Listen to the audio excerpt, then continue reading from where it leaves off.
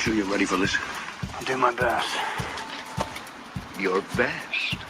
Losers always whine about their best. Winners go home and the prom queen.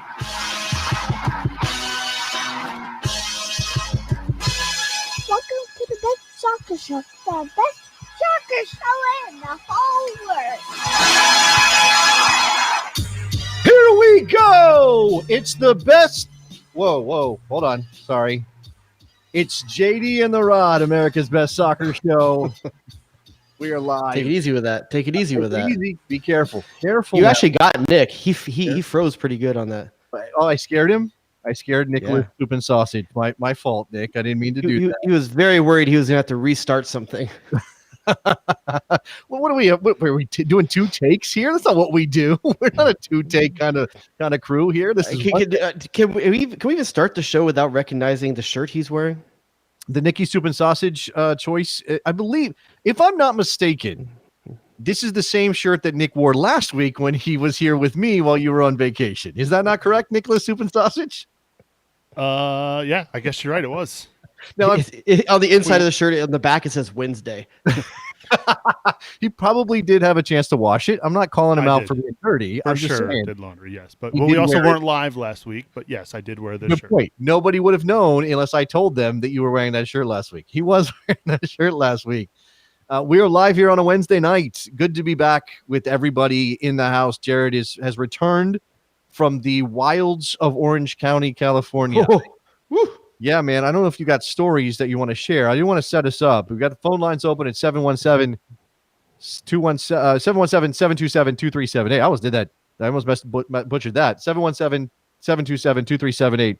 Those last four numbers are best, B-E-S-T, if you need to remember it easily. We are here with the MLS's back tournament kicking off a week from today.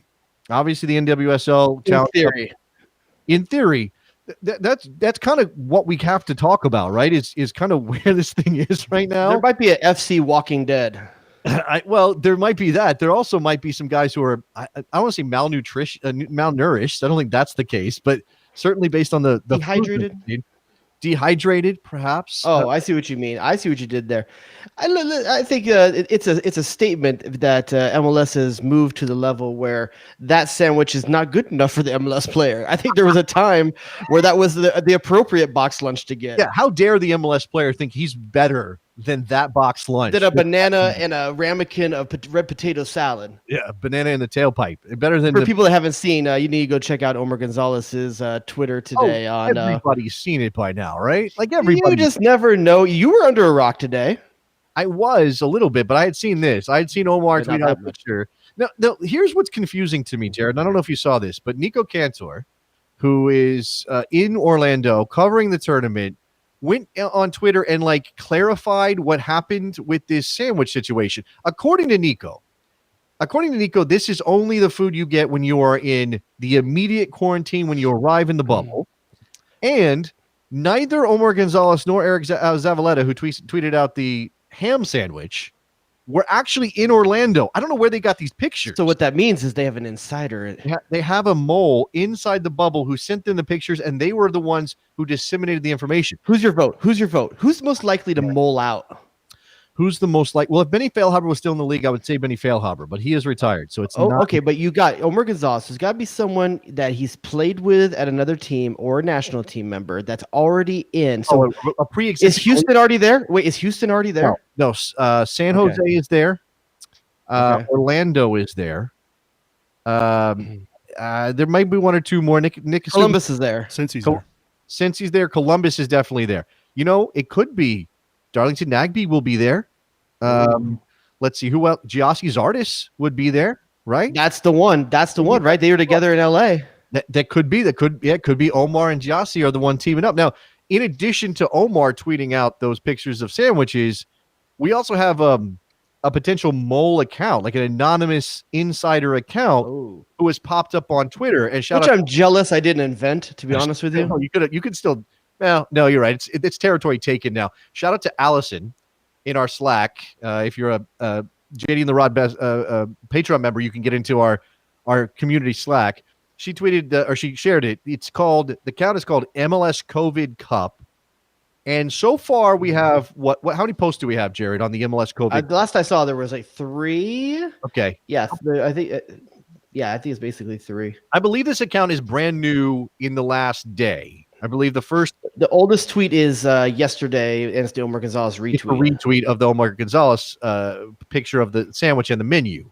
The second tweet was from 7 hours ago. It says latest from the bubble, and it is a video of someone turning on the shower and then the faucet flying off the wall when they attempt to change the water from the faucet to the shower head.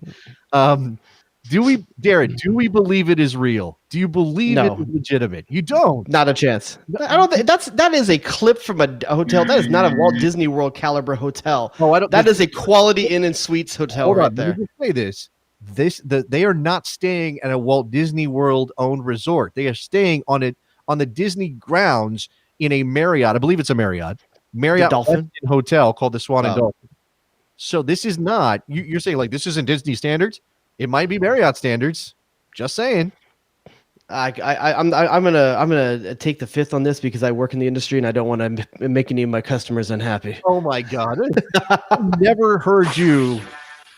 You've never threatened my livelihood. I've never heard you wimp out on this show like that before. That is wild. I love our Patreon members, but what they pay me is not close to what my salary is. All right, you hear that, guys? We need about 3,000 more people to sign up for Patreon so that Jared will dish on his industry. 3,000 people at a very certain amount of money. Well, we can negotiate that with our listeners. The only other post is after I paid Nikki soup and sausage, there's nothing left. Well, he's certainly worth every dollar, dude. So I don't know what you're without a doubt. Yeah, absolutely. All right. The only other post is a picture of a snake on like a hotel carpet. Like it looks like a lobby area. That's a very Florida thing right there. I believe that could be an actual Florida thing. Like you see some kind of monster in a place that doesn't belong. That's Florida. Okay. Now I'm with you on this. I hate to be the skeptic and the cynic. I don't think this is real. I think this is somebody having some fun. So far, they've again retweeted Omar Gonzalez, tagged Total Soccer Show, our friends Daryl and Taylor, and Jonah Friedman, who used to work in MLS but is not actively in soccer anymore. So someone that's not really plugged in. I love Jonah, but he's not exactly in the industry anymore. So I have a pick your poison for you then, based off of the COVID Cup. Oh, okay. Are you gonna ask me to choose between sandwiches? Would you rather dine on the house roasted prime rib New York strip loin with horseradish creme fresh? Creme fresh, yeah. Fancy. With a brilliant Savine cheese black batard bread. Yeah. Or are you more of a bourbon glazed smoked Virginia ham with Alpine Swish, Dijon mustard, and caraway Kaiser roll? I think I'm more of the ham, but I also once I saw the pictures. I said roll. There's no roll here. That roll was not in there, and it definitely wasn't in the picture. 2 slices of bread, cut diagonally. By the way, I think we've had this discussion: diagonal versus square. I think Omar's was square and Zavaletta's was diagonal. So we have a mixed up. But my feeling on this is meat goes diagonal and meat and grilled cheese go diagonal. Peanut butter and jelly goes vertical. I don't even know how that doesn't even really make any sense to me. Why you would have that weird. I'm not telling you why that. God made it, not me. I didn't make the rule. It's in one of those commandments. Okay. It's right there. It's written out. It's a J. Rodius commandment. Again, if I hadn't seen the pictures, I'm taking the ham sandwich because that's just my default is not.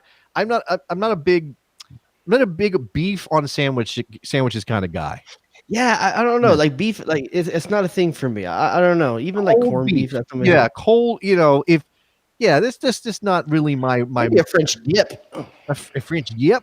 Yeah, you can get one of those. What is that exactly? French dip. What is that? That's roast beef. Yeah, what, you don't have French dips where you're at? No, I've had them before. I just haven't had one in a very long time. And yeah, it's roast beef on a roll, sometimes with cheese, sometimes with not. It comes with the au jus, right? The au jus, yeah. Au jus, that's right. Au jus. Now, the spaghetti place I grew up working at, which I did take you to my spaghetti spot? No. We went to your sushi spot, not to your spaghetti spot. Oh yeah. So Yeah, the spaghetti house that I worked my way through high school at. You get the option of getting your French dip on a garlic bread roll if you like as well, Ooh, which okay. is super nice. You need that extra garlic punch with your au jus. Is that something that I'm flavor? I like to savor the flavor. Do you think either one of these sandwiches that we saw, and everybody's going Fyre Festival immediately because it's just right there for the taking, that joke. This is better than what Fyre Festival had. It's only slightly better than what Fyre. Well, I mean, I don't know. Do you think that any au jus would improve those sandwiches?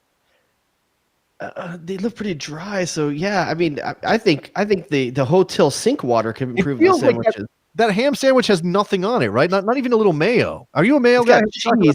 No, God, no. That's the whitest thing you could ever put on a sandwich. That doesn't mean it's not good. Gross. Mayo's gross, dude. Mayo's gross. It's just eggs that you whipped. No.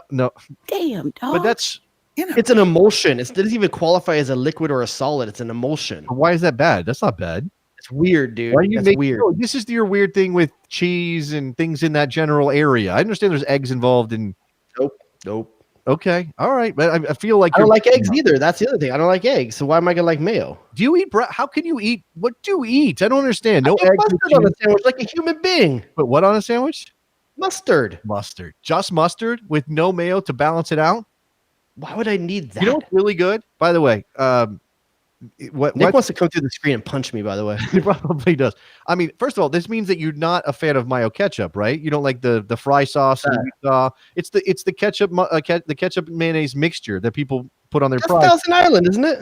It's a little Thousand Island. I think Thousand Islands has a tang that I'm not a big fan of most of the time.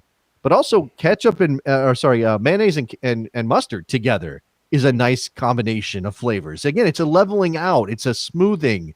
It gives you that. It took me a long time to get to the point where I could embrace what's it called when you have it's like a mayo-y kind of thing on the side.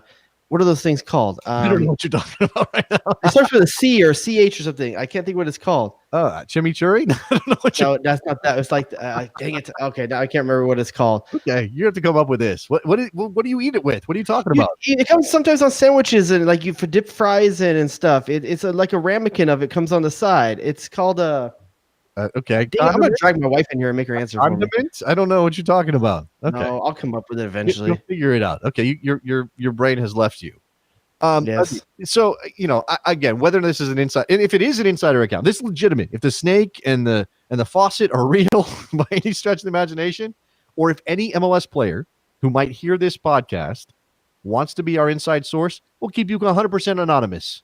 We don't need to know your name even. Just reach out and tell us. Well, we have to confirm that you're actually there, but reach out and tell us what's going on. I want to hear I want to hear about the main thing is if it's not enough to be dragged from your family and forced onto a plane through an airport and into a hotel in Florida, of all places, to potentially put your life on the line, you got to get this sandwich. You got to get this sandwich at the end of the day. And $65, by the way. 65 mother blessed dollars. $65. Who came up with that price? I mean, I know like like inflation is a thing, and it's those are like you're paying for the words on the menu, man. The all those words I just told you that sounded fancy. Yeah, not one of them is like a real thing. Like, it's those are airport prices, right? I'm always, I don't know why. Every single time I travel, I'm always offended by the amount of money I have to pay for like one drink at the airport. Like, okay, that cost me $16. Are you serious? Like a beer cost me $16. What the hell? But then they have your captive audience, right? That's what this is. They can't. But let's get to the nitty gritty of this, Jason. Is this thing going to happen?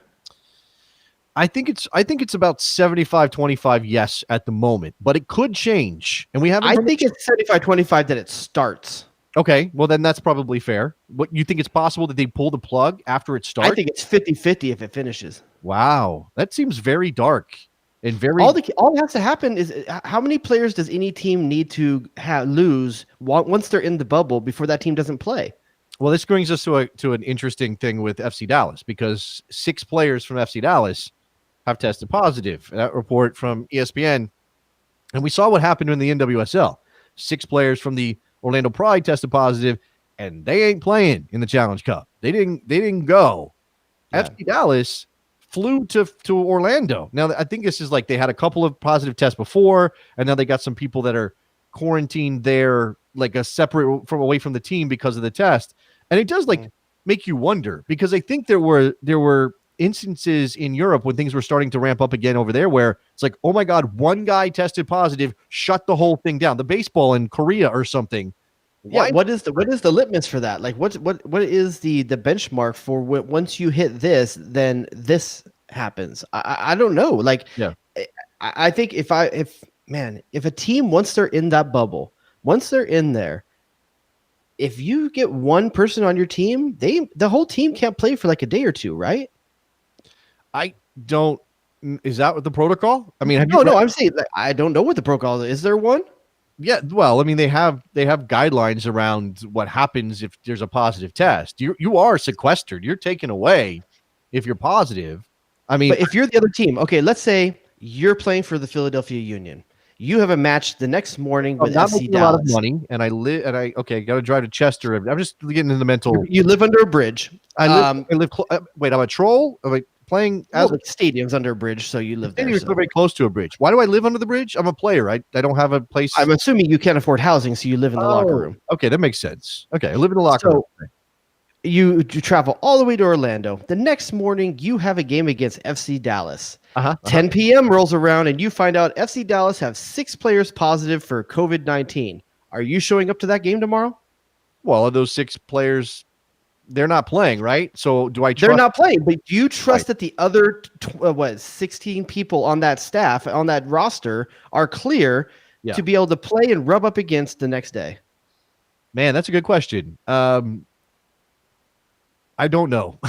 I'm on the phone with the players of the union. I'm on the phone in a second. Probably. Yeah, probably. That certainly seems like something that would bother you. And obviously players have every right to say I don't want to go, but I don't think MLS is giving anybody a pass unless you have a partner who's pregnant or you have some sort of illness or physical condition that would make you more. When you say a pass, you mean not getting paid? Because Vela's probably not going to go. Well, we do have some reports on that, and we should definitely talk about Carlos Vela and the fact that he's probably not going to be there, based on what ESPN is saying. But when it comes to Dallas, so let me come back to this. All right, so you put us in the mindset of a Philadelphia Union player for some reason, who, by the way, isn't going to be playing FC Dallas unless they make it in. Never mind. Lord, can you just move on from that? Well, I got to stick to the way this format is supposed to work. All right, whatever. A player having to make that choice. What about this for Major League Soccer, right? So again, the NWSL had the Orlando Pride pull out, Jared, because they had too many players testing positive and they couldn't really field a team. An MLS team could conceivably eat 6 COVID-19 positive tests in their roster, still put together enough players to go to Orlando to participate. But we don't know which players those are. And I'm not going to speculate that they're any of the important players for FC Dallas. But let me give you a pick your poison. Is it better for Major League Soccer to have a weekend FC Dallas team still there, but with a bunch of guys missing, maybe some stars, or to have no FC Dallas team at all because you got a bunch of tests and they got to pull out? Oh, it's better to have whoever you can have there because you need to put out content for ESPN. What a crappy look that is for MLS. I'm not denying that at all. That's the only look. The MLS has put itself in the worst PR position possible for the next month. There's no way they come out of this looking rosy. There just isn't. It's only going to get worse, dude. It's going to get worse. Like, these things are going to happen. And how many of them have to happen before the conversation really starts happening about why is the league putting these players in danger for the money? A month ago, it was a hypothetical. Yeah. Hey, what if it gets bad again? But you know what? We were flattened the curve, right? High five. We flattened the curve in America. We were doing okay a month and a half ago. We set this thing up thinking that we could be good human beings and be ready. We are not good human beings and we are not ready. And we're still sending these teams down there. Well, into Satan's mouth. Yeah, okay. I mean, the horror show. You say we're not good human beings. I might elevate the responsibility a little bit, but that's not. Right, we as Americans suck. Is that better? As a nation, we're failing at this. I don't think there's any denying that. And Florida in particular, maybe alongside Texas, maybe alongside a couple of other states. And by the way, it's not coincidence that Florida has had a team not be able to play in a competition, the Orlando Pride, that there's concern around the tournament there with everything going on. And then the team that we're talking about most with COVID-19 is FC Dallas, who comes from Texas, another state that has completely botched it and has screwed everything up with the way that they've gone about treating this. So, I mean, I don't want to be Black Cloud. I don't want to be completely pessimistic about it, Jared. I want to believe that they can pull this off because I don't want anybody to have to suffer from the virus or just have a bad look for the league. But it's hard with the tea leaves as they are not to think that this whole thing is going to be. These guys ain't first responders, man. These aren't guys that if they don't work, something is going to fail. You know, like the only thing that's going to fail is potentially the league. And I mean, I love my league and all, but there's that little thing, you know, the league that's been around. It is a little thing when you think about it, dude. It's look, you're going to get real. This is like the value of human life stuff. And I agree with you. I'm not going to argue with you about that. I don't know that. I don't think anyone's going to die down there. I really don't. I don't think anyone's going to die down there, but we don't know what the long-term effects of being infected with this are. I don't know. Like you get herpes, you got it for the rest of your life, man. You know, like I don't know what's going on here. You had to go in that direction. That was the thing. Give me another example of a virus you always have. Shingles, right? Man, isn't that chickenpox? No. Yeah, it's the kind of like chickenpox. Yeah. It's chickenpox. Then if you have it come, it like flares up when you get older. Chickenpox, you get it, you don't get it again. Some people are treating this thing, Jared. This is wild to me. Some people are treating this virus, coronavirus, COVID-19, like it's the chickenpox in the way they talk about it. Like I saw something today where it was like you get that super blood afterwards. Because they think maybe you have the antibodies and then you are immune to it after. Maybe nobody knows for sure. Again, but maybe that's possible. Maybe athletes who will then, you know, probably recover because they're super healthy and young. Maybe they should just get it out of the way, Jared. Just go ahead and get the COVID, you know, get the Rona and have it, and then you'll be okay forever and ever. Amen. Like, do you think that's a good, I mean, that's insane, right? The funny thing to me is that I don't look at the Bundesliga or the English Premier League with the same way I look at MLS right now, because those countries have done better with it. And I really don't, I look at them and say, oh, that makes sense to play. It looks, I literally look out there. Those players have more money. They didn't have to work another day in their life if they didn't want to. They're still out there playing. Yeah. I mean, Carlos Vela, you know why he's not showing up? Because it ain't the same country. You know, the haves and have nots. These other players, they probably don't have the ability to say no to the paycheck. And Carlos Vela does. More power to him. I don't hate on Carlos Vela. I've told you before. I think there's an interesting dynamic when the whole team comes back. Yeah. And he wasn't part of the experience, but I think he gets the genius pass. I think he does. Do you think that's the dynamic for LAFC, that because of how great he was last year, because he's obviously the key player for them on the attacking end of the field, because he's basically unstoppable when he's playing with confidence, that they kind of like, you know what, Carlos didn't show up. Whatever. He's Carlos. Like, he can do that. We're okay with that because he's so good. The genius card. You think he gets a pass? I think he gets a pass from the league. I think he gets a pass from the ownership. I think he gets a pass from the fans. I don't know that he gets a pass from the players. All right. Well, I mean, I'd be curious to know. So far, we have when you step on the field, he can't do his job without everyone else. No, this is true. But unfortunately, this is Los Angeles. I need more than talent. Can we back up 1 second? Did Nick just pull a Pop-Tart out of a desk drawer? Enjoy the boat. Wait, this he just pulled 2 packs of Pop-Tarts out of a desk drawer right next to him. How long? My desk drawer. It was my bag, my laptop bag from work. Okay. Your laptop bag from work has multiple packs of Pop-Tarts in it. Are those crushed? Those have to be dust if they've been in your laptop bag all day. Crushed. What flavor are they? I'm going to judge you highly by this. You're being tested here. Be careful. Do you want to guess, or do you want me to just tell you?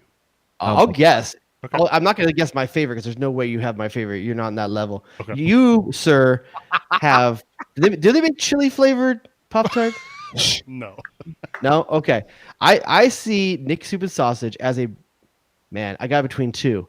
I'm going to go maple brown sugar. Man, that's like the base level, right? That's like the basic. My other one was s'mores. Well, s'mores used to be my favorite as a kid. I can't remember last time I ate a Pop-Tart. I can tell you I hate s'mores. I do not like s'mores. What's your pick, Jason? I'm going to go frosted strawberry. I don't know. God, that's the vanilla one. Is it? You think strawberry is the plain one? It's in every vending machine in America, dude. Yeah, but that's because it's the most popular because people like it, Jared. I'm going with the odds here. Like, what do you want from me? I'm picking with the odds. The best one is cherry, and it's harder to find. Okay. Cherry is the best one. Okay. All right, Nick. All right, Nick. I happen to think the best one is chocolate fudge, but that's just me. God. Is that what you have? No, that is not what I have. What I have in the package here is brown sugar cinnamon. Okay. That's a win for Jared. That's good. You got it right. I mean, to me, that's okay. To me, that's I don't know. Can't remember last time I had a Pop-Tart. And you eat these cold, Nick? Oh, always. Oh yeah. Okay. I eat them out of the wrapper like they're candy bars. I can't remember the last time I heated one up. They should call it pop package. Like I don't like making a tart at all. Yeah. Well, that's like they used to. I mean, toaster strudels. Yeah, toaster strudel. Right? They still have. No, the cool thing about toaster strudels, you controlled your own frosting. Yes, I know. Which is a dangerous thing for a kid to have the control of. Right? Like, yes. Occasionally, the sweet tooth will pop up in the household, and I get told like, go get the cinnamon rolls. You know, the kind you just pop out of the tube and put in the oven, and you get way too much frosting. There's too much. You were correct. Way too much. It's funny. It doesn't feel like it's too much until it heats up. Once it heats up and it spreads, like, wow, I have a lot here. I'm sitting there like, oh my God, look how much more I have. Oh my God, look how much more. Oh my God, look how much more I have. And then it's like, okay, and now I'm just eating pure sugar. Like there's no your tooth hurts while you're putting it on. Yeah, it's one of those things. It's absolutely one of those things. You mentioned Carlos Vela. Report says that he's not going. He's leaning towards not participating in the tournament. As of Tuesday night, he's not 100% certain, according to a source who told this to Jeff Carlisle at ESPN FC. His wife is pregnant. He's long been unlikely to play because he's Carlos Vela, and that's what he does. I mean, the guy famously stopped playing. How pregnant is his wife?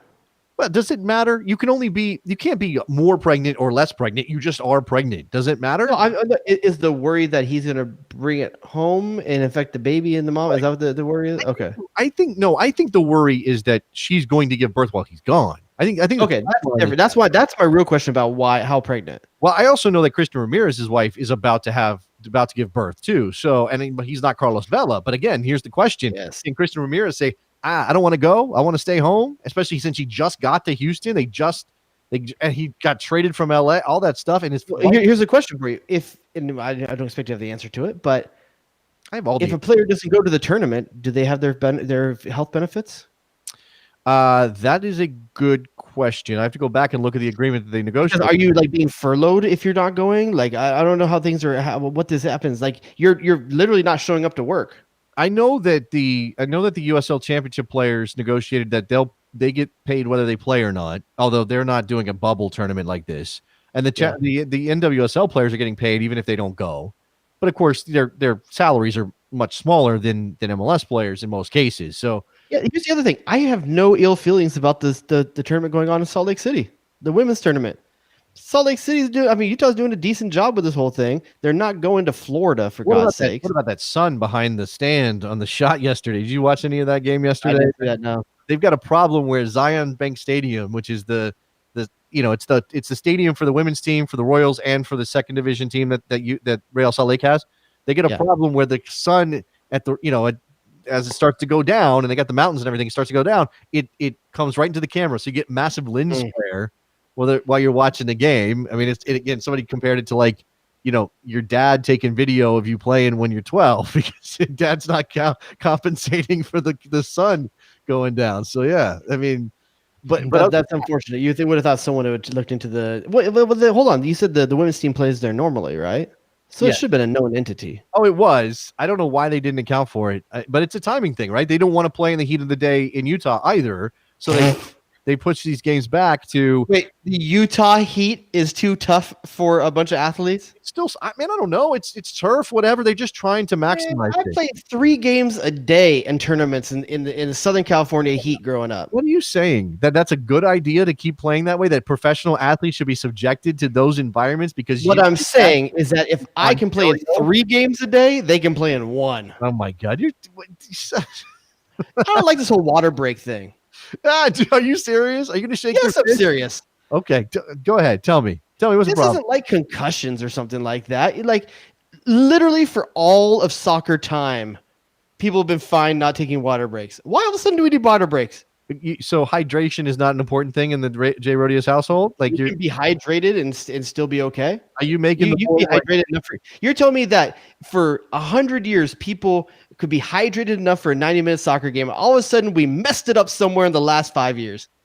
Well, I look, we're just more aware. Our technology for athletic technology has gone down somehow.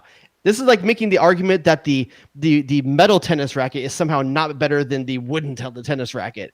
Like we are better. We're more evolved. We got Gatorade, for God's sakes. You think some dude in the 20s knew what Gatorade was? He was drinking a beer and having a ciggy at halftime, and he still played 90 minutes. Yeah, but he didn't play 90 minutes at the pace that we're playing now. That's not what we're happening. That's not what's happening. Yeah. We got 5 subs now, man. We don't need water breaks. Okay. We got a phone call. Let's go to Ray from Milwaukee. I have no idea what Ray wants to talk about. Maybe he'll break up this old man rant from Jay Rodius. What you got, Ray? Well, what's up, guys? It's a global wide recession and spending across the board, and Europe handicaps their teams by the amount of money that they're allowed to spend. If we don't, and for the first time ever, our summer transfer windows are essentially going to line up at the same time. If we don't go out here and try to catch global competitors in spending right now, when will we? Well, I mean, look, the revenues for MLS teams aren't close to the top 5 leagues in Europe, so it's a matter of what you spend. Your balance sheet, right, Jared? Like, do you upend everything and just go spend a ton of money and sort of say, well, we'll just operate in the red for the next 5 years? How stable the golf disc is. What? Depends how stable the golf disc is. That's how you measure how much it'll curve to the left. If it's really, really stable, I might spend a lot of money on it. I don't. Okay. All right. I think what Ray is trying to say here is that Major League Soccer has an opportunity to take advantage of this situation. So would you? I don't know that MLS is in a position after losing almost a whole season where they have enough money to go after and do these things. Well, I was surprised to see the Jurgen, what's his name? Jurgen Damm. Yeah, Jurgen Damm signing today. I was surprised by that. I was surprised Atlanta was going out and spend that money. No, but I believe he's on a free. I don't think they had to pay a transfer fee for him. I think he was out of contract. Salary. Yeah, no, they're spending money on him, but it's not. I think he's going to be a TAM level player, so over the non DP max, but less than 1.5 mil. He's a good player, but he's not a global superstar. The more interesting thing for what Ray is talking about is the fact that Leroy Sané was just bought by Bayern Munich for just over 50 million pounds, which relative to where numbers are in Leroy Sané's presumed talent is way less than I think people thought he was going to go for. So that's what he's talking about. Like, now, MLS is not in a position to go spend 50 million pounds on anybody, any team. That's fine. But and maybe, Ray, to your point is that there's bargains out there to be had. Yeah. Well, but if I don't know that it's Europe, Ray. What I think we're seeing right now is that Major League Soccer teams are taking advantage of Mexico because Mexico's lost a bunch of money. They've taken a big hit. It's not just Jurgen Damm. It's also Leandro Gonzalez Perez coming back and signing for Inter Miami. He was only at Tijuana for six months, and Inter Miami. He's wanted out of Atlanta. What? I think he's wanted out of Atlanta. No, he didn't want out of Atlanta. They sold him without him asking to leave. So I'm just saying. Regardless, Inter Miami took advantage of a soft market in Mexico. Well, I agree with that. Because developing markets. I'd also look to Asia as well. I think they have very good players, and you could probably get them at a discounted rate as well. And I would just like to say that I think we could have a top 10 league currently with the current mechanism already put in place. If you look at it, we're going to a 30-team league. That means 3 designated players, right? That means you talk about 90 players of Carlos Vela's quality. Why don't we have 90 players of Carlos Vela's quality playing in this league? All right. That's a good question. Thanks for the call, Ray. I appreciate it. I mean, I don't think it's as easily to bring those people in as he seems to think it is. It's a recruiting thing, right? Like it's a matter of what do you have to offer these guys beyond money. A lot of them will take a big paycheck. And every now and then, MLS is doing something right because literally almost every good Mexican player is coming to this league. Like they're providing that is not being provided in Liga. I'm gonna say MX. MEX makes weird or whatever. It sounds weird when I say it. So whatever's happening in Mexico, we're operating some kind of intangible, whatever that is, that's attracting that talent here. Now, and I think you can say the same thing for Argentina. You can say a few things for things. Now, whether or not you call these emerging markets, obviously Argentina and Mexico are not. But it's also less proven when you go and get someone like that. And also, I don't think it's going to splash across the page the same way as when you bring in Jurgen Damm. No. Yeah. Major League. Here's the thing. Major League Soccer can sort of quietly. I mean, Rodolfo Pizarro is a big signing for most leagues in the world. It's just not a big signing in the Premier League or in the Bundesliga or in La Liga, right? So MLS quietly get bigger and better, and improve the level of its talent by finding those players and a level below that. And Jurgen Damm counts as a level below that without making the big marquee splash, right? And look, as great as Zlatan was here in this league, Major League Soccer doesn't get better because they sign a Zlatan. They get better because they sign 10 guys who cost a tenth of Zlatan's salary or a fifth of Zlatan's salary. Yeah, the Galaxy still wasn't good despite the fact he was here. What'd you say? The Galaxy still wasn't good despite the fact that Zlatan was here. You still have to spend money on you still have to spend money on people around him. The phone lines are open, 717-727-2378 if you want to get in here. I mean, we did talk about that, pick your poison as to whether or not it'd be better for Major League Soccer to have a weekend Dallas team missing some of their name players, some stars, some important young players especially, or no Dallas team at all. I mean, clearly having any team pull out is a disaster. But you just mentioned, Jared, you got no issue with the Challenge Cup in Utah. They seem to be doing okay, and they have way fewer teams in the USL. Okay, did you see those ratings for that game yesterday? 500,000. Yeah, pretty good number. 500,000 views. But the final got 135 or something like that. Right, the previous season. You're talking about a difference in terms of the platform. That was CBS. That was over the air. Okay. Yeah. Okay. Yeah. I still think it's good. What did let's see? I'm trying to remember. MLS last few World Cups have all been on ESPN. They have none of them been over the air. I don't think. The last what? I think they've all been on ESPN, right? I don't think any of them have been. No, Fox had. No, World Cup, MLS Cup. Oh, that was the last one was on ABC, I believe. I believe that was the first time in like 10 years or something like that they'd shown it on ABC. I can't remember what they got for a rating on that, but it'd be able to. But listen, it's just a random game. People want to watch sports. That's what you get from this: is that people want to watch sports, and the women's product is a good product. But and here's the crazy thing about that: that's 500,000 views without the stars. Without some of the stars, for sure. Some of them, yeah. I mean, the main ones, the ones that people watched in the summer of 2019 aren't there. Yeah, most of them. No Alex Morgan, no Megan Rapinoe, no Kristen Press. I'm trying to anyone that Tobin Heath is also. Yeah, Tobin Heath didn't go as well. Yeah. All right, we got another call. This is our boy Eddie in Brooklyn. Wants to talk Inter Miami. Eddie in Brooklyn, you're foremost expert on Costa Rican football. I saw some people giving him love. Did they sign a Costa Rican? Did Inter Miami kind of sign? Is that why you're asking why he cares about Inter Miami? What's up, Eddie? No, what's up, guys? It's been a long time. I was really busy doing all that Costa Rica stuff. People actually were paying attention to us.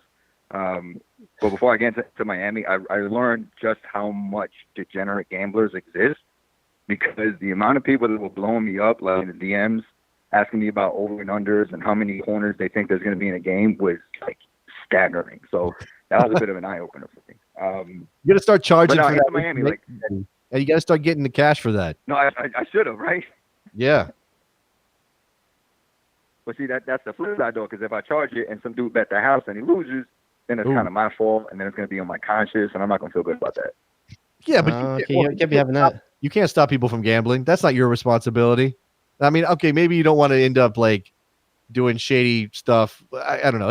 I You're end up driving the truck for Knish. I understand. I understand. Reference? All wow, right. You dated yourself on that Rounders reference. Yeah. Dated or made myself fantastic with that reference? Yeah, sure. No, look, man, great movie. Just a bit of a dated reference.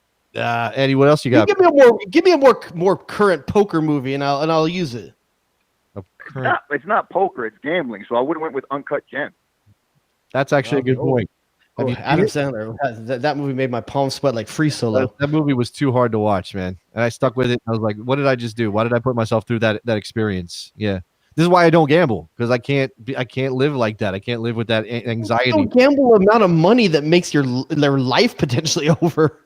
Yeah, but even if I'm putting down like $50 or something, I still feel it. So if you put $50 down on a MLS is back. Is that what this calls? Is this what this stupid term is called? MLS is back. If you put $50 as a learned soccer aficionado who, from what I hear, has a radio show. I do. Yeah, you knew that. If you put $50 on it, you would be sweating that $50. Okay, now not at this point in my life, but I think my attitude on gambling formed when I had zero money. I was broke, and so because I couldn't afford to bet, I never did. Or when I did, it drove me crazy. I put like $50 on something when I was in my 20s, and it was the worst experience ever, and I lost. So then I just never, even though I have more money and I'm more comfortable and I could justify it, I'm not in that position to just. I'll go to a casino and I'll play some blackjack or something, but I'm not putting money on sporting events. Not that. All right, Eddie. What you got about Miami, man? All right, so I'm trying to like really get into MLS, and the Rebels thing was cool. I was a season ticket holder for a couple of years, but I could never really relate to it. It just never felt like it was a team that spoke to people like me. So into Miami was like, it seemed perfect. Their hashtag was La Familia. Their first signings were like a bunch of brown people. I was like all in, and they have the pink, and it's just swag. It's perfect. But yeah. Ever since the beginning and the first couple of signings, I feel like little by little, I'm not really happy with some of these signings. And then when they signed Breck Shea, I felt like I was at a point like, all right, man. That's the most unbrown man that there is. Pull the plug on this one. Breck Shea is unkillable. I feel like Breck Shea is the one that's the tipping point for me. And I don't know if maybe should I jump ship now and maybe just go on to Nashville? They have a Nico, or should I just like this out? Man. Oh, you're breaking Nicky Soup and Sausage's heart over here with that Nashville talk, man. You can't be having none of that, dude. No, I don't think so. But Breck Shea is as white as socks and sandals, man. Like, he's white in a very particular way, that's for sure. But he's as white as mayo on a ham sandwich.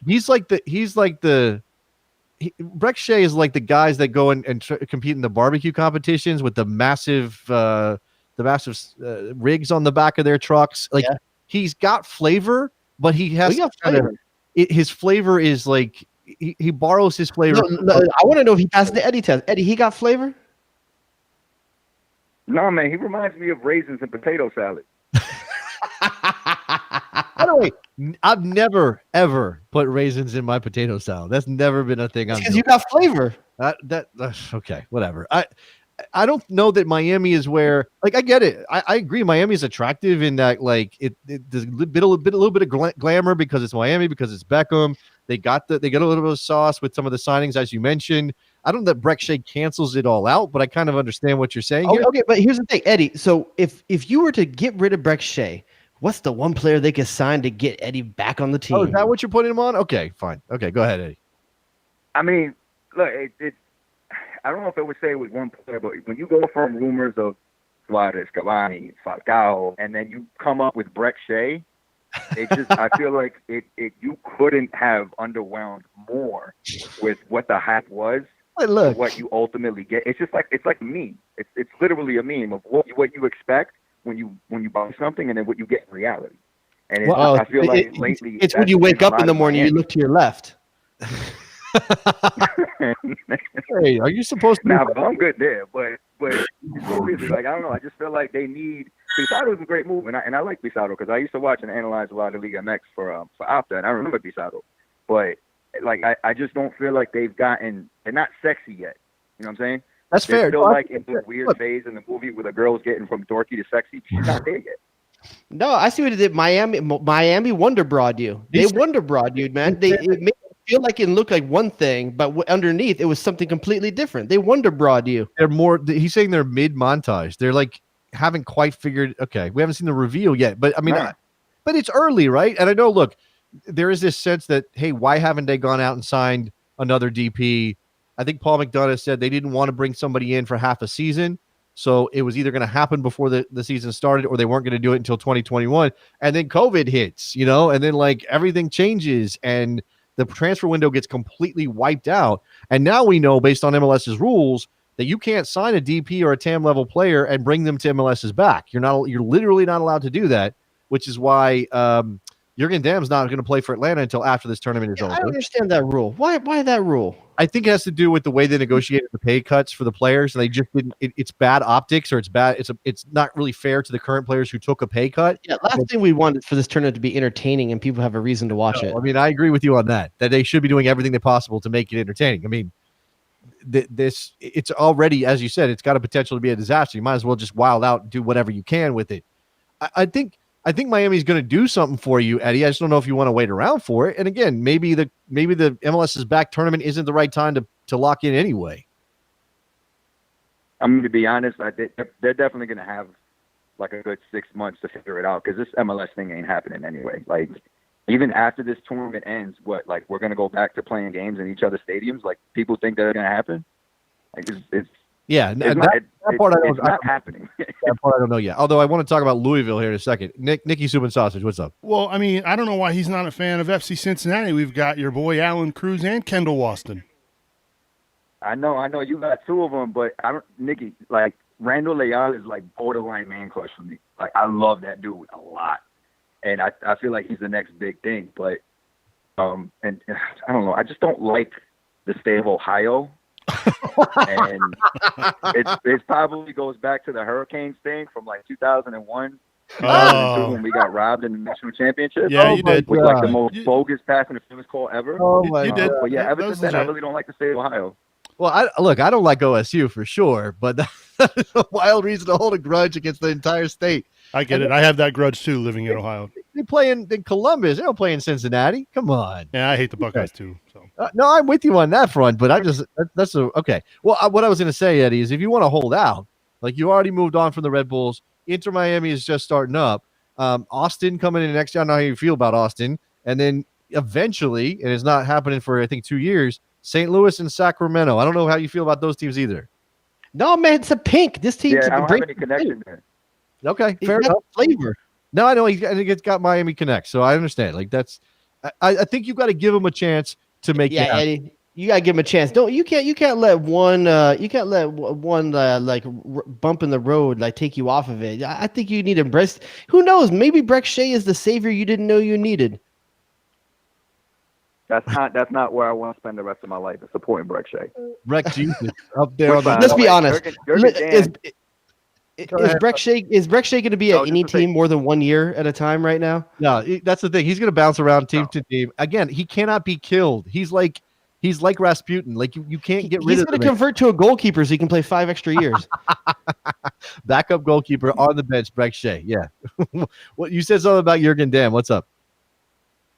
No, I was going to shout out my boy Ronald who like analyzed Jurgen Damm nonstop, and you should see his graphic on how Jurgen Damm operates and how he's not allowed into like the middle part of the field.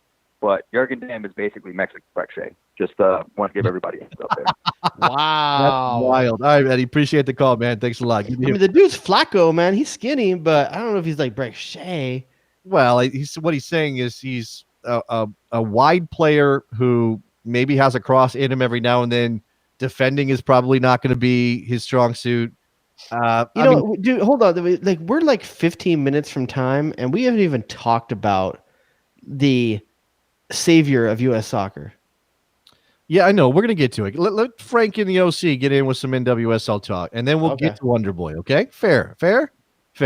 I think we're all kind of crapping on Wonderboy. We've been waiting for him to do something for a year, and he does something, and he's like last 10 minutes of the show. I wasn't hating on him. I was ready to celebrate. Okay, I was hating on him. Okay. All right, what we got? Frank in the OC. What's up, Frank?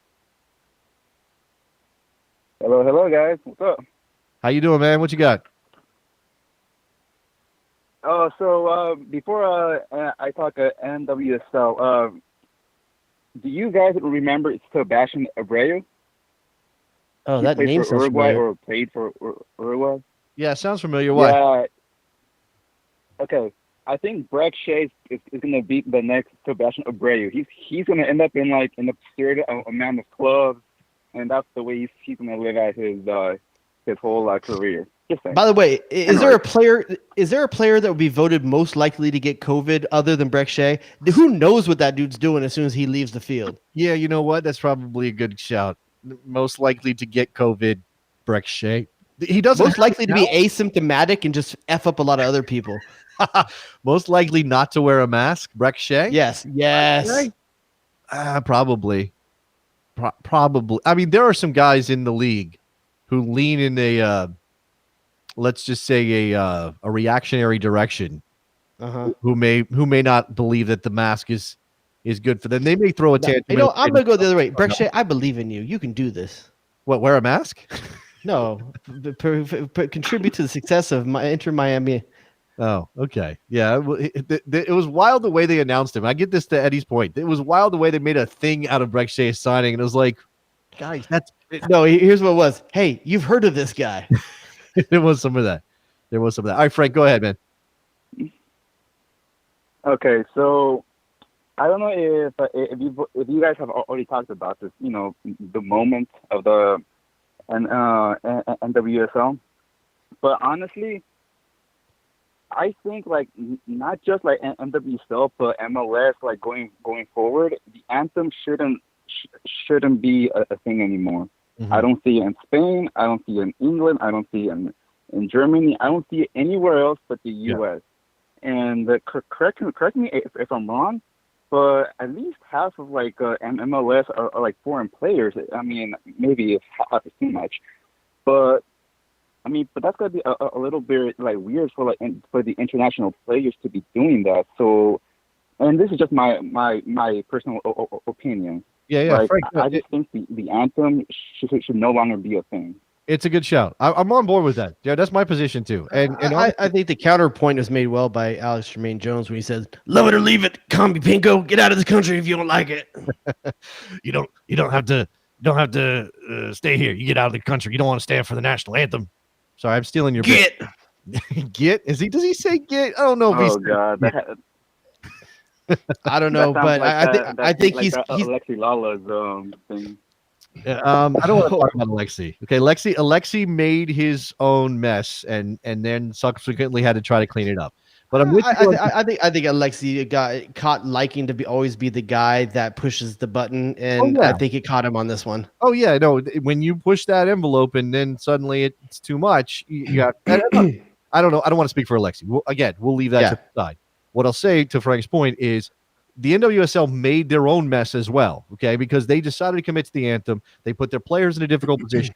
They created this controversy. They created these moments. They created a situation where players who stood had to go on social media after the fact and make this big thing about, oh, no, I am anti-racist and I do believe in equality. And then the players— I just had a cramp. Yeah, the black players are having to look at their white teammates who decide not to. Yeah, that's a messed up thing. But I gotta say I agree with him too. I think it has a place at the national team level. But I don't really see it at the club level. I think baseball is gonna have a hard time separating themselves with it because it's so attached to it.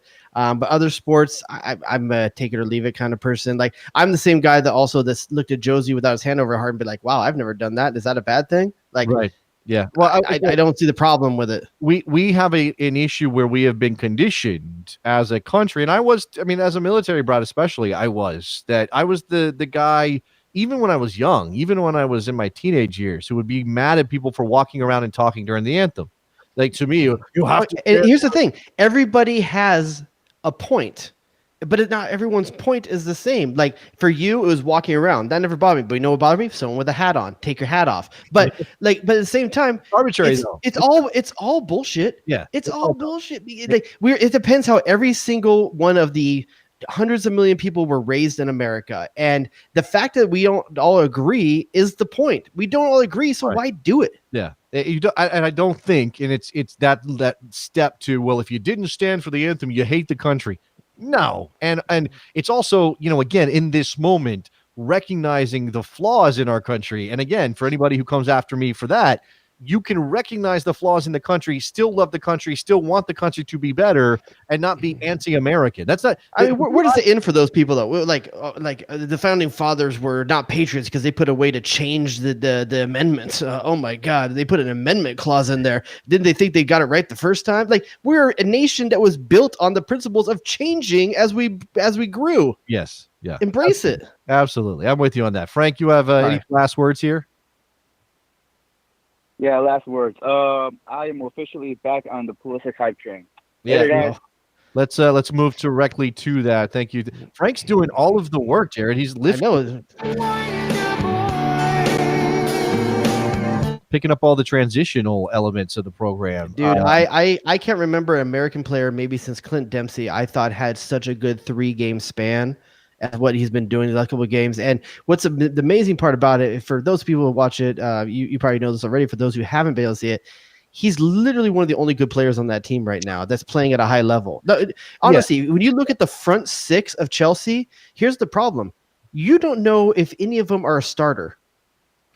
Any of those front 6 could be changed out every game because Lampard hasn't figured out who his starters are. That's what I was going to say. Like as much as I want to, this is about Pulisic, and we're talking about Pulisic as American soccer fans. Some of this is Frank's fault, right? Because he keeps like, well, I'm going to put these 3 guys in, and I'll switch it up with these 3 guys. Today it's Tammy Abraham. Tomorrow it's Giroud. Yes, it's Giroud, it's Abraham, it's Mount, it's Barkley. It's like, okay, Barkley. Don't even start on Barkley. Gross. Okay, it's just there's rotation of guys.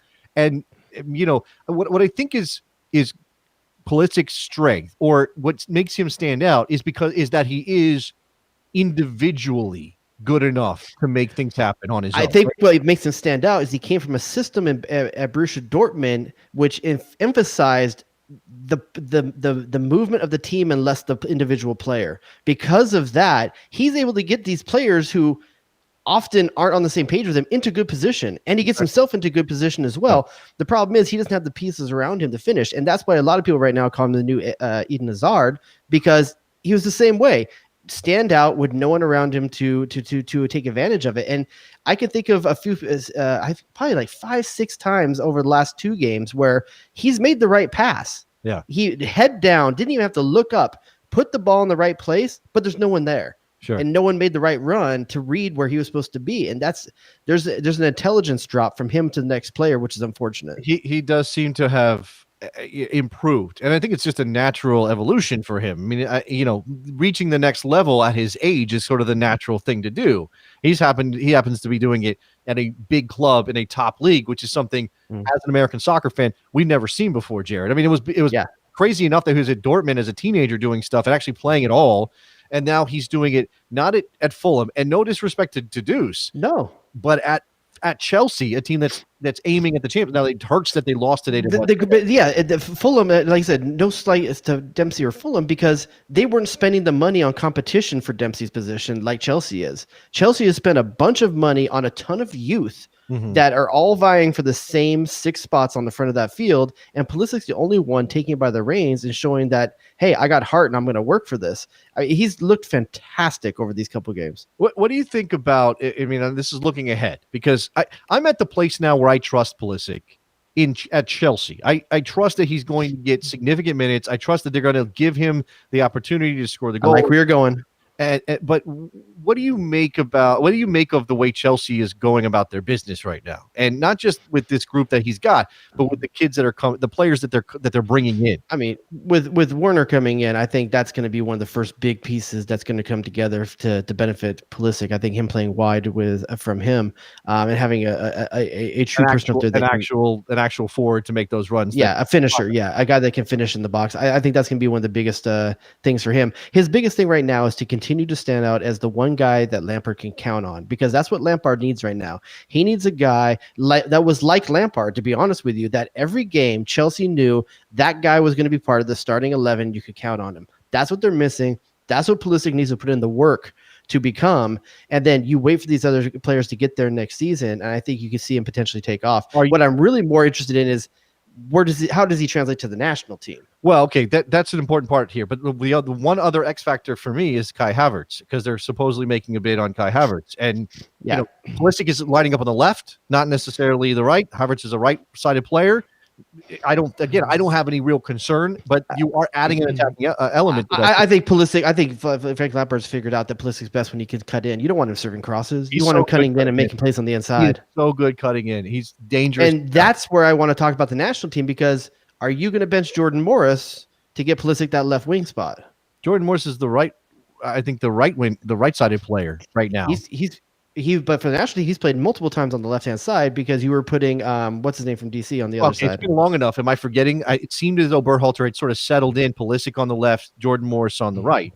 and obviously you have to figure out who the hell's running through the middle. But in the last tournament, last games when Pulisic wasn't there, Morris played on the left. If I recall correctly, I'm pretty sure he played on the left. But you answered the question. Pulisic wasn't there. I think we've already moved away from Pulisic playing in that whole position.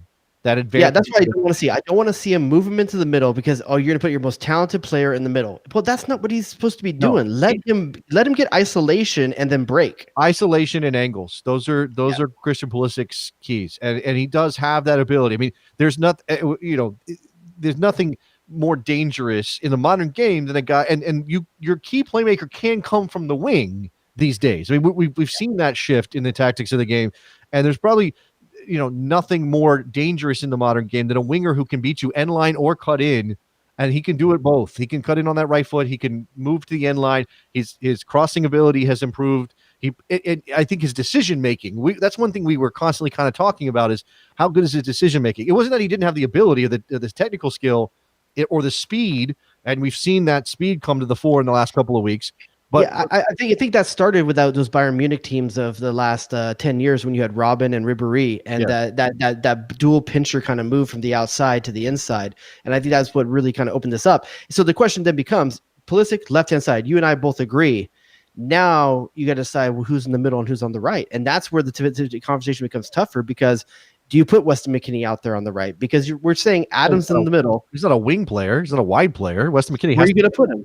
You're going to put him in the middle to create? No, again, what you need is somebody to combine with Pulisic on the left-hand side. You put a more creative midfielder on the left-hand side underneath that forward line, and you put a more workhorse type player like McKennie on the right-hand side. Now, again, you have to figure out the balance, and you have to figure out who that is. And you got to get Tyler Adams on the field. So is he going to be a lone six in that system? Are you going to trust him to do that work? Can he shield the back line by himself? Do you have to put Jordan Morris behind him? No. Okay, your front line is Pulisic, forward to be named later. Probably don't be out the door right now. Maybe it's not him. Maybe it's Josh Sargent one day, and Jordan Morris on the right hand side. That's your forward three. Then you're working back. Then you've got you got Weston McKennie in there. He's winning balls in the air. He's covering ground. He's got the grit to break things up going the other direction. And then next to him, again, I think that's what Weston McKennie. And you got to get one more. Well, is it Giovanni Reina soon, but not now? I think Nick was going to bring him up. I think one start for Borussia Dortmund doesn't make him a player for the but that's what you're hoping for by 2022, right? And the problem is that Nick, we're not going to get enough. He's playing Christian Pulisic's position. He wants to do the same thing Pulisic is doing. I understand that, but I think that you've established what Pulisic is best at. He is your best player. You put him in his best position, and then you work backwards from there. I mean, it's a lot of work for Reina, though. I mean, it is. Reina, you're asking him to do a lot of defensive work, which I don't think is what you want. Well, again, this is a midfield trio that is going to shift and move, right? So McKennie can play deeper behind Reina. Reina can play sort of across the field, sideline to sideline if he wants to. Although, he's not going to be a 10 in a classic sense, but he's effectively filling that role, right? He almost is a 10, especially if McKennie is tracking back to do the defensive work. And then again, Adams has to be on the field. I don't think, I think he's wasted as a right back. You have to wonder if that's enough sort of experience and grit and physicality in the midfield, because Adams will tear up grass covering the field, but does he do enough of the dirty work? There's a scenario that scares me in a way, that a girl who is way more advanced than you and way hotter than you can scare you. She knows chemistry or something like that. No. Like where she's done things that you can only think about, and it kind of scares you but turns you on at the same time. Wait, hold on, are we talking about experience? You're talking about experience here? Okay, we'll leave that out.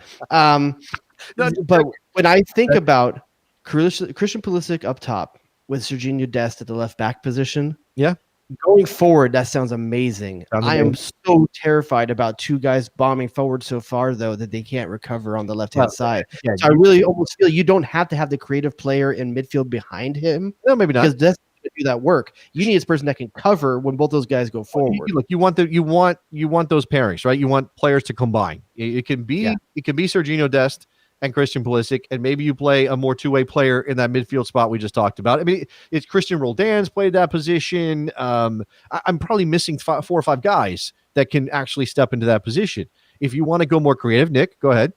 Well, I was gonna say, what if you played more like a 4-2-3-1 and have Weston McKinney and Tyler Adams back there playing the double pivot, and then you put a Gio Reyno in front of those two? That way you can combine with both sides. I'm not against that. I mean, obviously, it's a matter of how much defensive work are you getting out of Pulisic. The idea of the three-man forward line is that you're not asking him to do a ton of work defensively, and that you're covering that with the midfield. But if you go to a 4-2-3-1 and you play McKinney, I think McKinney's thing is. Here's the cool thing, though, Jason. I'd much rather have these problems than the problems we were talking about 18 months ago, 12 months ago, where it was like, who the hell do we have? Yeah. And I feel if you fast forward or if you reverse back to a year from now and think about how you felt when you looked at the options out there and then came back to now, I feel way more positive about the things that are going on now than I did 12 months ago. Well, I think we've got the talent has started to emerge, and obviously we knew the Pulisic was already there. It was a matter of, can you put all these pieces together, and again, can they be healthy? Now,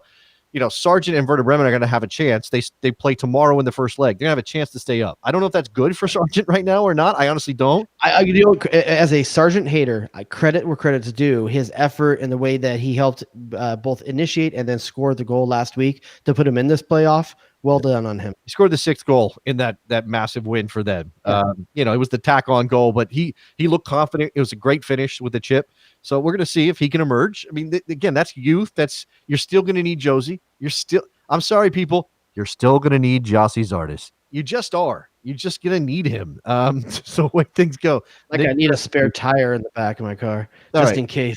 So I want to, before we wrap this up, I feel like we have to get in on the air, on the record, with our picks for the groups for MLS is back. If it happens, Jared, I know you're saying it won't or won't finish anyway. I'm saying it's 70%. So we have to make our picks here. So let's go. And we based on the MLSsoccer.com bracket challenge, you can't make your knockout round picks yet. You can only make your group stage picks. But this is the way it goes. Group A, you pick three teams. You pick 2 teams from every other group, and then you pick 3 wildcard finishers, which are the top 3 other third place teams. Or I guess I'm picking 3 from Group A, right? You're picking. You could possibly pick 4 from Group A if you wanted to, but that seems dicey. 3 now. Okay. Am I going first? We're going back to back. You can go first. Go ahead. Do you know who's in that group? Yeah, I have it in front of me right now. All right, let's go. I would go with Philadelphia Union, maybe even first out of that group. Ooh. New York City FC. And man, I'm going to take Orlando. Ooh, okay. So here's what we're hometown team, man. I think hometown team used to playing in the heat, the humidity. I think that could matter. I saw Nani's abs. He looks ready. Okay, the guy's ripped. I will. This is what we're gonna do. You're gonna make your picks, and I'm gonna ding for when I agree with you. The other ones are 2 expansion franchises in Chicago. I can't pick that emblem. I know. I'm taking Inter Miami. It's just a lark. I don't believe in Orlando yet. I have like to kowtow to Eddie from Brooklyn. I don't think Eddie is in enough on Inter Miami for this for me to be kissing. Or up. you're just a Breck Shea fanboy. Yeah, maybe that's what it is. I dig guns and flag pants and. Nick's taking Nashville to win the group. So Nick, what do you got? That is not accurate. I would never pick them in anything. I'm gonna go Philly, NYCFC, and Orlando. Okay, so that's the same as me. You guys match. I'm taking the roadie chalk to be different.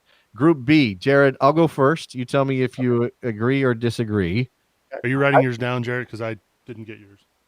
Oh no, I'm not. Make sure you write these down, gents. It's the same as yours, Nick. The first. I'm marking them on my screen. I'm making my picks as I do them. Okay. Group B, I'm taking only 2. I'm not taking a wild card out of this group. I'm taking Seattle and FC Dallas. And I know there's some diciness with FC Dallas because of their roster. We don't know who's healthy, who's not, who's got COVID, who doesn't. I'm taking Seattle and Vancouver because I thought despite the results. Listen, despite the results from Vancouver, that team had a lot of cool chemistry, and I think they were onto something there, man. So I'm hoping they can figure it out. And I don't believe in Dallas. I don't know who those 6 players are. I can't pick Dallas. That's true. There's too many unknowns. Nicky Soup and Sausage. I'm gonna go Seattle and San Jose. Okay. Ooh, what that? San Jose had some decent results before those 2 games. Yeah. I mean, all it takes is, it's a 3-game tournament for the, you get play a little defensive, hit them on the counter. I think this is. You never know. That's one thing magic Matias Almeida was known to do in Mexico, was to figure out a way to get to the playoffs in 8th place and then go win the thing with whoever, or win a Champions League when they were terrible in the regular season. So maybe you got something there. Group C, Jared, go first. I'm going with Toronto and Montreal. I'm not betting against Henri, baby. Okay. I picked a wild card out of this group. So I'm going with Toronto, Montreal, DC United. Although I got Toronto as my wild card. I don't know how I ended up with that. But I got wait. So just give me your two first. Oh, the top two I have DC and Montreal. With no Areola, you're taking DC, huh? Well, yeah, but Toronto doesn't have Michael Bradley, so I'm kind of taking an either or on those two things. Okay. All right. Nikki? I'm taking Toronto and the Revs. Ooh, the Revs. Yeah. I wanted to take the Revs. I didn't. That might be one of my my wild cards. So you said you took Toronto, Montreal. You took the two Canadian teams. All right, Group D. I'll go first here. I've got Sporting Kansas City, number 1, winning that group. I've got Colorado finishing 2, and I've got Minnesota as a wild card. Colorado finishing 2. Yeah, they I know they were 2 late game winners in their first 2 matches, but I think Robin Fraser's got them believing something, and I think they can figure this out in this tournament. I'm looking at Robin Fraser, but I'm gonna go with Sporting Kansas City and the Loons. Okay, I did pick them to go forward, just not. I picked them as the 3rd place team in the group. Okay, Nick. So I'm going Sporting. I'll take Colorado as well. I don't believe in RSL, and I think I'm gonna take Minnesota as a wild card. Okay, so he's right there with me. The same picks, Jared. But you don't believe in Robin Fraser and the Rapids. You just don't. You're not feeling it. I love you, Robin Fraser. Don't you ever deny my love for Robin Fraser. You shut your mouth when you're talking to me. I just don't know if it's that time yet. Okay, that's not his time. He's getting up there in years. It's his golden era. Silver. No, I think you're starting defender. Group E. Jared, go first. I'm going what I think is chalk here. Okay. I think it's chalk. Atlanta and Columbus. Okay. I think Atlanta is definitely chalk. Columbus is, I think they get through. I think I did this earlier. I can't change it now. But I think it's probably going to be Atlanta, Columbus, New York. And I got New York going as a wild card. Okay. I'm going to shock you folks. This will be interesting. All right. I'm saying Atlanta. I think they're going to win the group. And I think it's tough for me to know because I have not seen FC Cincinnati with Jaap Stam yet. I have no idea. I have no idea what to expect. Sure. In these 3 matches. I know he hasn't had a whole lot of time to work with the group, but I'll tell you what's coming. I'll tell you what's coming, Nick. You tell him I'm coming, and hell's coming with me. You hear? There you go. Hell's coming with Jaap Stam. So I'm going to shock people. I'm going to say FC Cincinnati finishes 2nd in the group. I love it. I love the optimism. No, believe in your people. Now, it could be after 12:30 at night on July 11th when I see that the Crew have beat FC Cincinnati down 4-0 that this could change. But you know what? Why not? Who knows? Maybe we get the Jaap Stam bump. Okay. And I'll take the Red Bulls as the other wild card. Okay. So you have the Crew not going through, finishing last in the group. I would never pick them in anything. I understand that, but that's okay. All right, Jared, let's go to Group F. You're up. Okay, so in my picks, I am assuming Vela is not going, which we think is correct now. So I think that influenced me greatly in this. Yeah. I'm going Portland first, Galaxy second. Okay. So I think biases are coming to the fore here in these last 2 groups. So you're thinking Vela, without a Vela-less LAFC is still the top team in that group? I still think they are. I still think they're the best team in the group. I know that sounds weird. I know Vela's so important to what they do, but I believe in Bob Bradley, and I think they can figure it out. So I'm taking LAFC to win the group. I'm taking Portland to finish 2nd, and I don't have any wild cards in that group. I have the wild card as LAFC. Okay. I didn't pick. I don't have the Galaxy going through. Now, I don't. That's a gut thing. I'm not telling you that I know for certain they're not good enough. Did you see the first 2 games? The only reason I'm picking them is because it's my team. Okay, so I don't feel bad now because you're right there with me. You flaunt your LAFC gear in front of me all the time. You don't care. Don't act like you care now about me. No, I wouldn't care about not picking the Galaxy for your feelings. I'm just saying, like, look, I think on paper they're still a pretty good team, but they didn't show it in those first 2 games. And for whatever reason, here's the thing: I don't know who's taking Katai's spot. Well, they were going to make a signing, but they didn't. Is that what happened? Where are they on that? Yeah, I don't know. Sure, what they're going to do. To me, it feels like GBS is lost. I don't know why. It just feels like he's lost. Like he doesn't quite know what to do with this team to get them to play good soccer. I know the talent's there. Well, also, I shouldn't even be picking Galaxy because Jonathan Dos Santos isn't going now. Oh, that's right. That's a big factor. forgot about that. Yeah. All right, Nick. Okay, I'm gonna change Timbers 1, LAFC 2, Galaxy wildcard. Okay. All right. Giving them a chance, but not So picking you're them. saying there's a chance. So I'm taking El Trefco to come out of the group. I'm going LAFC and the LA Galaxy. So you have the Timbers missing out. I do. You don't believe in the Timbers. All right. I mean, this could either be a situation where that team rises to the occasion and plays good knockout, gets out of the group somehow, squeezes out and plays good knockout soccer, or they could just fall apart. And Portland's capable of both those things. So it's going to be interesting. I mean, again, we don't know if this thing is going to happen all the way through. If they're going to play the whole thing, could fall apart. This FC Dallas situation could spiral out of control. We have no idea. It's going to be wild. Yeah, it could be that there's not enough teams to even make this happen. Starts a week from today. All right, that's going to do it for us. We've had a full show. Thanks to everybody who called in. Make sure you go check out the Patreon, patreon.com/JD and the Rod. And I keep teasing things. I still cannot tell everybody everything yet, Jared, but what I will say is that it's a good time to get on the Patreon. That's all I'm going to say. We could also say that papers have been signed.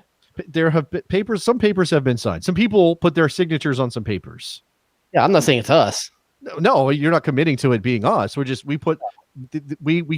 know of. We've heard of some papers being signed. So there's some things happening, right? Right? Good. That's what I hear. That's what you hear. And I hear my sources on the ground are true. Yeah, Jared has good sources on all of this. Sources with lots of information. Sources with knowledge about Carlos Vela's future, Jonathan Dos Santos, and his. I watched more hours of disc golf in the last week than I have soccer, so I'm not the best person. We have sources right now. Just stay tuned. The Patreon is one place to go. You're always going to get special content. Patreon.com/JD and the Rod. I always forget. Please go to iTunes and give us a rating and review. It may not be all that important in the very near future, but for the time being, go ahead and do that.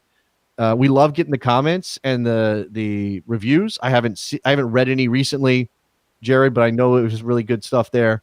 What else should we tell people to do? Follow us. I think it's okay to be a little bit excited as a fan of this show, or it's safe to be a little bit excited right now. Well, I think if you're a fan of American soccer, you should be excited that we're here and that things are happening and that papers have been signed. I think, and because some papers have been signed, and because of the fact the USA has never missed a World Cup when we've been on the air, I mean, you should be happy for your national team potentially. The United States men's national team never missed a World Cup while there was a podcast called The Best Soccer Show in existence. I'll say that. Yeah. I'll just say that. That's a fact. I mean, that's a you fact. fill in gaps however you want to fill them in. But you figure out what that means. You crack the code, right? You crack the code. All right, for Nikki Soup and Sausage, Jay Rodius, thank you very much, guys, for listening. We'll see you guys next week. Bye.